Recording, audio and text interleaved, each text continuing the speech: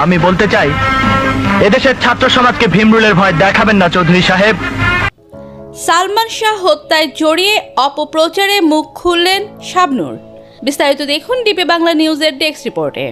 চিত্রনায়ক সালমান শাহ হত্যা মামলায় নাম জড়িয়ে বিভ্রান্তিকর ও ভ্রান্ত তথ্য প্রচারে ক্ষোভ প্রকাশ করেছেন শাবনূর। সালমানের সবচেয়ে বেশি সিনেমার নায়িকা ছিলেন শাবনূর। সালমানের ক্যারিয়ারে সবচেয়ে সফল নায়িকাও তিনি।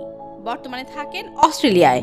সেখান থেকেই তার নামে ভিত্তিহীন গুজব ও অপপ্রচারের বিরুদ্ধে সরব হয়ে সবাইকে বিরত থাকার অনুরোধ করেছেন তিনি। নিজের ফেসবুক পেজে এক পোস্টে অভিনেত্রী লিখেছেন, সালমান শাহর অকাল মৃত্যুতে তিনি ব্যক্তিগতভাবে গভীরভাবে ক্ষতিগ্রস্ত হয়েছিলেন। 1996 সালের 6 সেপ্টেম্বর ঢাকার ইস্কটনের ফ্ল্যাটে সালমান শাহর লাশ পাওয়া যায়। প্রায় 29 বছর পর এই ঘটনায় আদালতের নির্দেশে সম্প্রতি একটি হত্যা মামলা করা হয়েছে। অভিনেত্রী শাবনূর এখন অস্ট্রেলিয়ার সিডনিতে। সেখানে থেকে সংবাদ মাধ্যমের বরাতে অভিনেত্রী জেনেছেন, সালমান শাহর মৃত্যুর ঘটনায় আদালতের নির্দেশে 21 অক্টোবর রমনা থানায় একটি হত্যা মামলা করা হয়েছে। এরপর থেকে আসামি না হলেও আলোচনায় উঠে এসেছে শাবনূরের নাম। সালমানের সঙ্গে তার অনৈতিক সম্পর্ক নিয়ে অনেক মুখরোচক কথা ছড়ানো হচ্ছে সোশ্যাল মিডিয়ায়। অনেকে সালমান হত্যার সঙ্গে নায়িকাকে জড়িয়েও নানা কথা লিখছেন। এসব নিয়েই ক্ষোভ ঝেড়েছেন তিনি। ফেসবুক পোস্টে শাবনূর বলেন, অনেকেই তার কাছে এই বিষয়ে মন্তব্য জানতে চাইলেও মামলাটি বিচারাধীন থাকায় শুরুতে তিনি কথা বলতে চাননি। তবে দুঃখজনকভাবে কিছু ব্যক্তি অসৎ উদ্দেশ্যে এই মামলার সঙ্গে তার নাম জড়িয়ে বিভ্রান্তিকর তথ্য ও ভ্রান্ত প্রচার ছড়াচ্ছেন।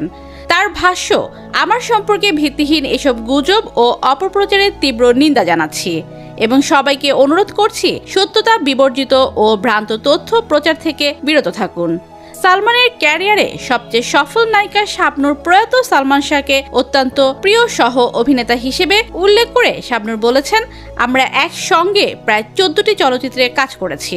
সালমান ছিলেন একজন জনপ্রিয়, অসাধারণ, শক্তিমান এবং প্রতিভাবান অভিনেতা। নিঃসন্দেহে বলতে পারি তার সঙ্গে কাজ করে আমার চলচ্চিত্র ক্যারিয়ার বিকশিত ও উজ্জ্বল হয়ে উঠেছে। সালমানের মৃত্যুতে ক্ষতিগ্রস্ত হওয়ার কথা জানিয়ে তিনি বলেন, সালমান শাহর অকাল মৃত্যুতে আমি ব্যক্তিগতভাবে গভীরভাবে ক্ষতিগ্রস্ত হয়েছিলাম। আমাদের জুটির সাফল্য একসময় অনেকের ঈর্ষার কারণ হয়ে দাঁড়িয়েছিল। তার মৃত্যুর পর কেউ কেউ হয়তোবা নিজেদের বাঁচাতে উদ্দেশ্যমূলকভাবে আমার সঙ্গে সালমানের সম্পর্ক নিয়ে নানা গুঞ্জন ও বিভ্রান্তি ছড়িয়ে থাকতে পারে। আমাদের নিয়ে অনেক জল ঘোলা হয়েছে, যা আমাকে মানসিকভাবে ভীষণভাবে আঘাত করেছে। তবে আজও আমি স্পষ্ট করে বলতে চাই, সালমান শাহ কিভাবে মারা গেছে তা আমি সত্যি জানি না। আমি শুধু তার মৃত্যুর সঠিক তদন্ত ও ন্যায় বিচার প্রত্যাশা করি। যেই দোষী হোক না কেন, তাকে যেন আইন